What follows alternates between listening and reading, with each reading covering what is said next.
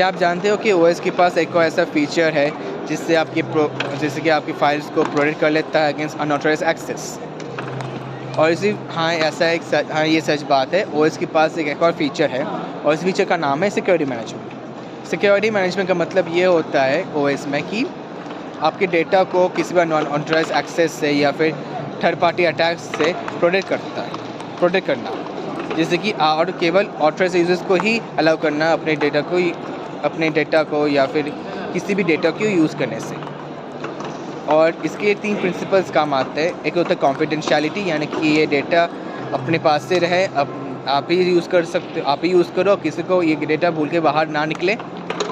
दूसरी बात होती है इंटीग्रिटी, यानी कि ये डेटा जेन्युइन और एक्यूरेट होने चाहिए, करप्ट डेटा नहीं होना चाहिए या फिर कोई गलत डेटा नहीं होने चाहिए। और तीसरी बात होती है अवेलेबिलिटी की, यानी जब भी अवेलेबल हो एक्सेस कर सकते हो।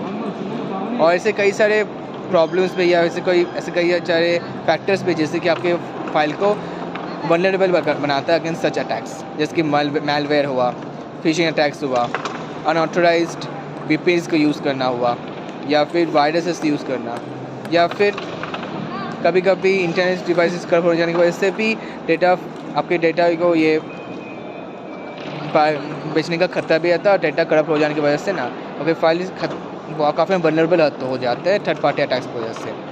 बट डोंट वरी, वो इसके पास ऐसे कई सारे तरीके हैं, ऐसे कई सारे सोल्यूशंस हैं जिससे कि आपके फाइल को और आपके इन्फो डेटा को पूरी तरह से प्रोटेक्ट कर ले। इनमें से एक होता है इंक्रिप्शन, यानी कि आपके डेटा को या फिर आपके पासवर्ड को इस कदर का स्ट्रॉन्ग बना देना कि कोई भी इंसान या कोई भी हैकर या फिर कोई भी थर्ड पार्टी ऑर्गेनाइजेशन आपके डेटा को एक्सेस कर भी ना पाए और हैक कर भी ना पाए। दूसरी बात होती है फायरवॉल की, जो कि आपके इंटरनेट को या आपके नेटवर्क को अनऑथराइज्ड एक्सेस से प्रोटेक्ट करता है। फिर तीसरा होता है एक ऑथेंटिक वीपीएन का यूज़ करना।